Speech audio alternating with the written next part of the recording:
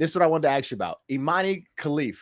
She's not a male. She is a female. And the reason why I believe that a lot of people should have looked into this more before they started speaking on it is because of where she's from.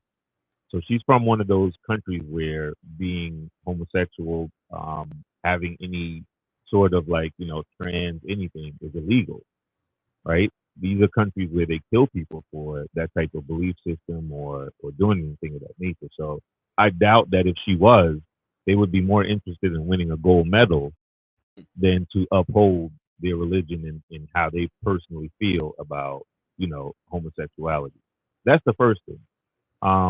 The other thing is that I think everybody's been so focused on being the first to kind of break it and give these talking points that nobody really takes into consideration, like, how this particular athlete feels, right? I'm pretty sure she didn't want everybody to know that, she's a female who has,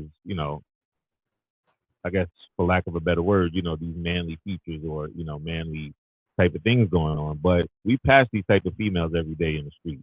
So you'll see a woman with, more pronounced beard, or she has, facial hair. There are women that have chest hair. There's actually a social media site that helps these women as far as, their promoting their self-esteem. So with they talk about them embracing their chest hair, embracing, their facial hair. A lot of them go to estheticians to get, they may grow a beard in just like you and I have a beard. This may be their natural beard where we may go to the barbershop and get this taken off. This is how they actually present themselves if they don't get the wax. This is what their face would look like on a regular basis. And so that was my mature response to it. But my immature response. I'm still lost because I did research. I've read about this like just recently, and the research I read. I'm looking. I'm looking for an article that said that. I looked back at her record before she even had this fight. 50. I think she had like 53, 56 fights. Lost. Won 46 of them, something like that. Lost 9 fights, something to that effect, and won 6 by knockout. So my whole thing was like, damn, she's been doing this already with women. She's been beat by women. I think especially from Ireland. It was 2 different women in Ireland that beat her. But what I've read was that she was born a female. I thought I read she is born a female. When the 2 females were beating her, right, from various countries, why didn't anybody then say, if what everybody's saying is the case, why didn't anybody then turn around and say, hey, this male shouldn't have been fighting in a women's division? Why was it then looked at as a win for women to say, hey, you sent this alleged man into the ring and we still ended up winning? The other part of it, though, and this is where I'm saying this is my ignorant portion of it, especially for, I want to say minorities, right? I've seen it in Latino women. I've definitely seen it in African American women. A lot of people, your grandmothers had beards. Your grandmother eventually, after, some years, and I won't say not necessarily taking care of herself, but she, she's in the house and she ain't going out. She has that beard. She has that facial hair feature. So when I hear people speaking, my grandma never had a beard though. I know what you're talking about though. I know what you're but talking about. we know people who have. Right, they had like maybe like one hair coming out, like little things like that. I've seen that before. And I've seen people whose grandmothers have like a full-fledged mustache, like a you remember Friday, right? You remember the movie Friday where they talked about Miss Pearly, the landlord, and they were talking about how her she had. I have family members that have that. I've seen that before. Yeah.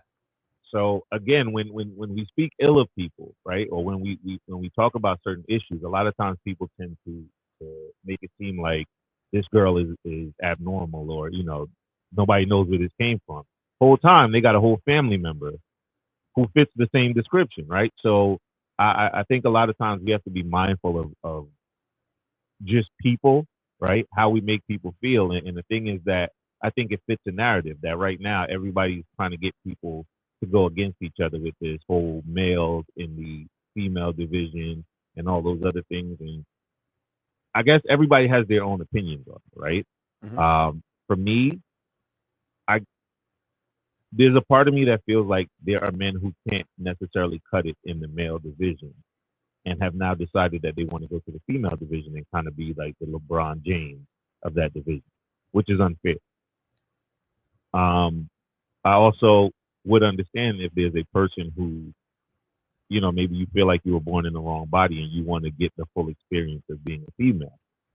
I think this is going to be one of those hard situations where, as the owner of something, whether it be an organization such as the Olympics, WBA, any one of these organizations, where you have to make a decision: do you allow trans people to come in and fight against women, and vice versa, or do you create a different subsection of the championship? Let's say you have a women, you have a men, and then you have a championship that is specific for athletes who have now changed their gender. Right. But I do get it, right? You have that's separate but equal. That's taking it back to Jim Crow. No, because I mean, the reason why we've separated sports is because we already understand that physically men and women are not on the same level, right? So what would be the purpose of having a women's division if you're going to allow a man to go into it? And the thing is that even if you're going to do it, we're at a point now where there's no regulations, right? So what is to stop Ronald right now from just jumping up, putting on a dress and saying, hey, I now declare myself to be a female and I want to win a championship? Women have fought for so long to even be recognized. Like, we just recently had the conversation about the WNBA and how they aren't compensated in the same manner, right? So now not only are they not getting paid a fair wage, but now you're going to put an extra added level of competition up there that to me is unfair for them, because again, while you may identify as something, right, this is how they were born. So they can't just now go and pump themselves full of something and then be able to be equal to you. So how do we kind of police it to say, all right, hey, this guy or this person who now identifies as a female wants to go and compete against women? How do we police it to the point that, one, we know that this is not somebody that is being, malicious or nefarious in their intention, and then just saying that, you want to kind of win a championship because you couldn't do it in the other league.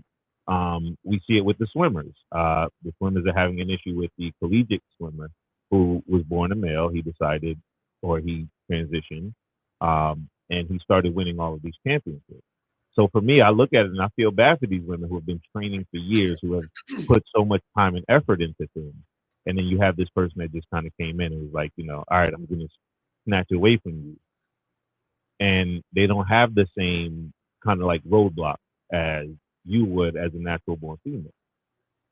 It threw me off. Like I said, I just did the research again, more in depth.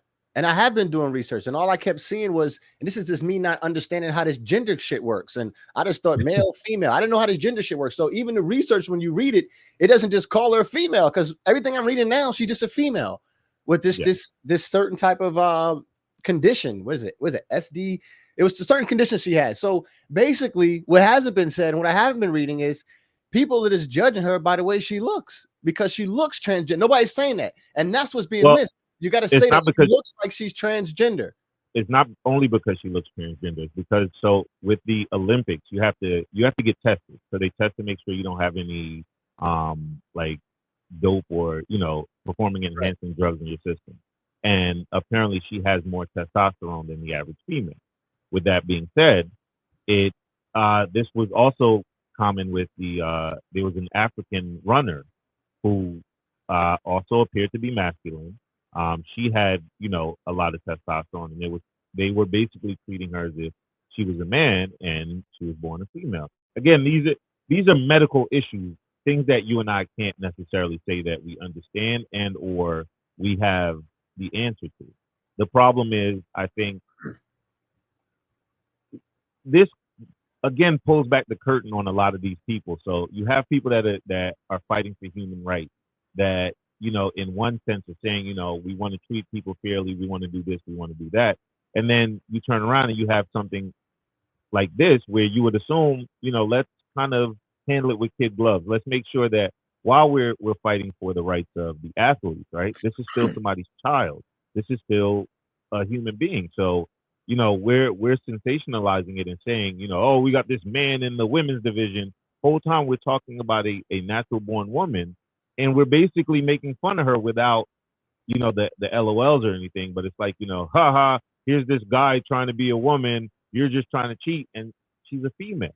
But the thing is that, like I said, it's being like, I even read it, and I do research all the time. I'm looking like, well, damn, where's just telling me that she was born a male? So I couldn't find it. I'm just reading all of these different gender identifications. But the bottom line is she's a female, born a female, and she just has a condition that's just different than the most people. That's it. Yep. So that's clearly not right to talk about it now. Like, I'm off on it. I was even if she was transgender, I was going in a way that people won't agree with neither. I'm looking at it to your point, almost where it's a little different from you. When you talk about Leah Thomas, the swimmer. Yeah. I'm saying, so what? It's an individual sport. So what? Whoever wants to compete can compete. Then you should make it an open sport.